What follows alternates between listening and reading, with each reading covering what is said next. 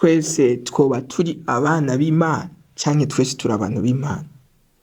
Hoba hari itandukaniro riri hagati y'abantu b'Imana n'abana b'Imana?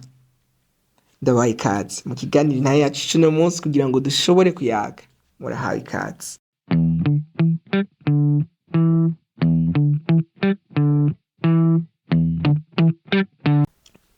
Ego ndabaramukije mwese, nizera ko muguwe neza.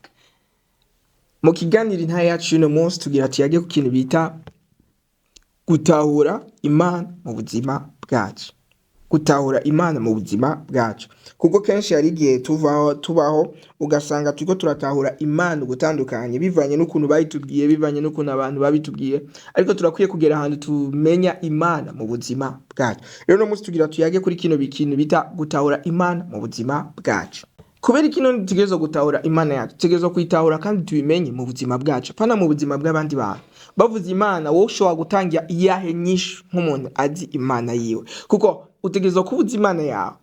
Ko Bibiliya muri Daniel gice ca 11 ku murongo wa 32 yava ngo abazi Imana yabo bazokomera, ngo bahejeje gukomera bakore ivy'ubutwari. Bisigura ngo wewe utegerezwa kumenya ubwa mbere Imana yawe mu buzima bwawe. Apa navuze Imana tanguri kumva ngo Imana ya Daniel, Imana ya Isaka, Imana ya Yakobo, Imana yande. Oya, tuvuga Imana yawe.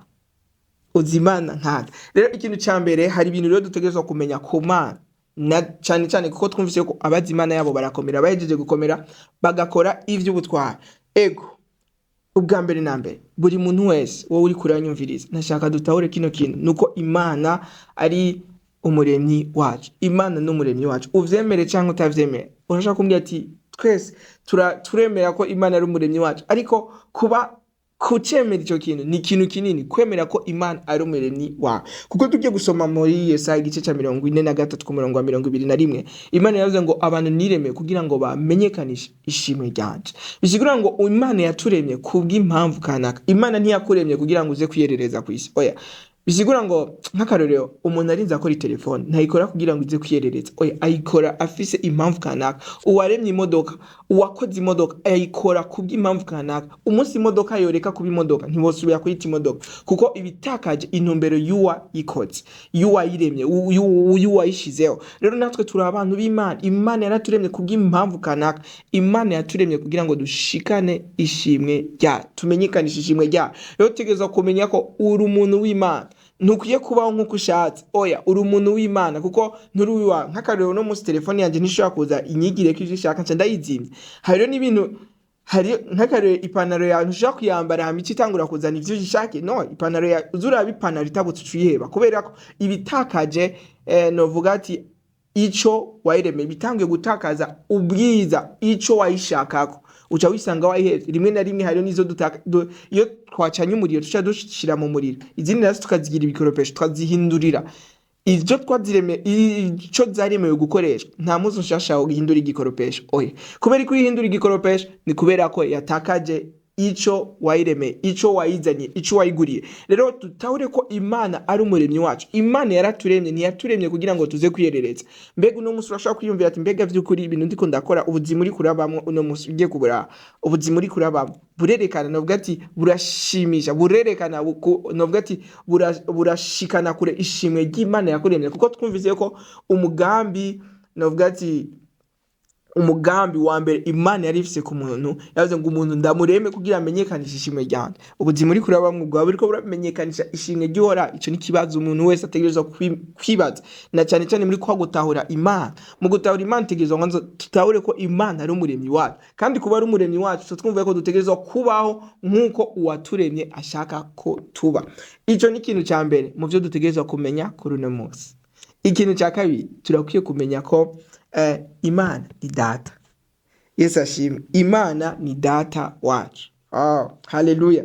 Aka kantu rero iyo ndakibutse nca numva nezerewe cyane. Imana ni data. Haleluya.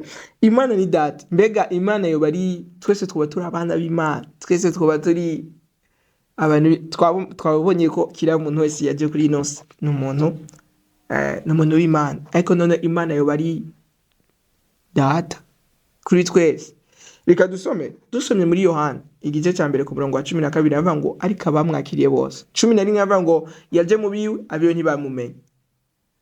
Ngo ariko abamwakiriye bose yabahaye ubasha bwo gucika abana b'Imana. Ni ryari umuntu acika umwana w'Imana?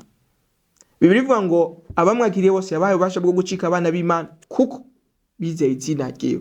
Umuntu acika umwana w'Imana igihe yizeye izina rya Yesu Kristo. Umugihe yemeye kwizera Yesu Kristo nk'umwami n'umukiza mu buzima bwiwe. Igihe cyose ushobora guhaguruka, icyo ukora cyose, ubuzima bwose ushobora kugaragaza utemeye kuba icyo Imana igomba, utemeye kwizera Yesu Kristo nk'umwami n'umukiza, umenye ko nturaba umwana w'Imana.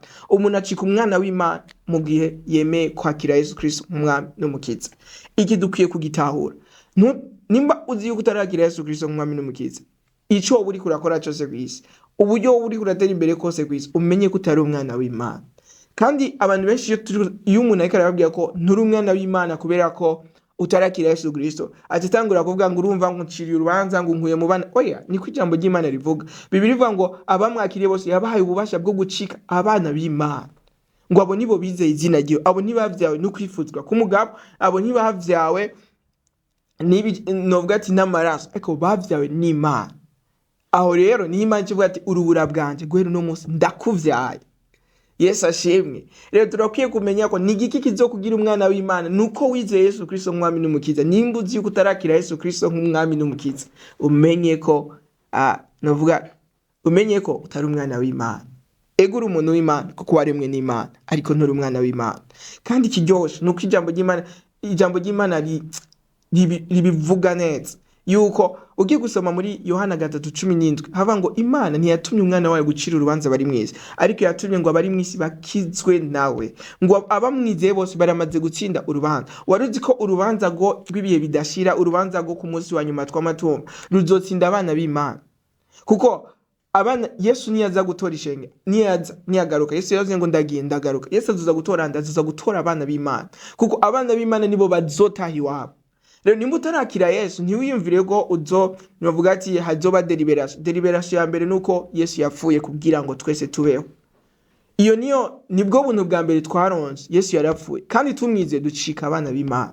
Bibiri ivuga ngo nkuko Mose yamanitse inzoka mu bugaragu ngo kugira ngo uyiravye akire, ngo niko na Yesu yamanitswe ku giti kugira ngo tuhirangamiye tukaraba tukemera icyo yakoze ku buzima bwacu tukire. Bibiri ivuga ngo nitwaturisha akanwa kacu ko Yesu ari umwami, tukizeresha umutima yuko Imana yamuzuye imukiye mu bapfuye, tuzokizwa. Aho ni agakiza gahagaze. Rero mwene data, mu bintu utegereza kumenya ko kugira ngo umuntu abushitse ategereza kugira Imana nka data mu buzima bwiwe, kuko Imana yaradushiriyeho iyo option, yaradushiriyeho ubwo buryo bwuko Imana iducikira data. Rero nimba uzi yuko uri kurabaho Imana atari data wawe, iki nico gihe cyuko wemera ko Imana icika data mu buzima bwawe. Imana irashaka kukubera data, irashaka kuba data. Mu kiganiro gikurikira tuzovugana cyari cyo kuba Imana ari data, nakahe kamaro kico bita Imana kuba data mu buzima bwacu. Ariko no munsi najanga ndakubwire ko Imana irashaka ko ikubera data. Nimba uzi yuko Imana atari data wawe, iki nico gihe cyo kwizera Yesu Kristo nk'umwami n'umukiza, maze Imana igacika data. Ko twumvise ko abamwakiriye aribo bacika abana b'Imana. Nimba utarakira Yesu Kristo nk'umwami n'umukiza, uri umuntu w'Imana, ego, ariko abantu b'Imana twibuke ko bacumuye, kandi abo hari urubanza ruzocibwa kuko batamenyekanisha ishimwe ry'uwabahamagaye, kuko ntibakoze icyo Imana ishaka ko bakora. Ijambo ry'Imana ngo bose bakoze ibyaha ntibashikire ubwiza bw'Imana. Nta muntu n'umwe atakoze icyaha, kandi nta muntu n'umwe ari dinye novuga ati abereye kuja mu ijuru kubera ibikorwa vyiwe, ariko Imana ishimwe ku bwa Kristo yapfuye kugira ngo turonke ubugingo budashira. Rero iki nico gihe cyawe cyo kwemera ko Imana ikubera data, kuko no mu ijuru twirirwa turaririmba igihe cyose. Mu ijuru hazojayo abana, si ico gusa cyo kuja mu ijuru, ariko hari n'ubundi bwiza bwinshi kuri ino si. Rero ndabatumiriye mu kiganiro inaha yacu cy'ubutaha kugira ngo tubandanye inosije. Ariko kandi ndakwibutsa, nimba utarakira Yesu Kristo nk'umwami n'umukiza, hari nimero ngaha urashobora kunyandikira nkagufasha. Mwarahezagiwe cyane.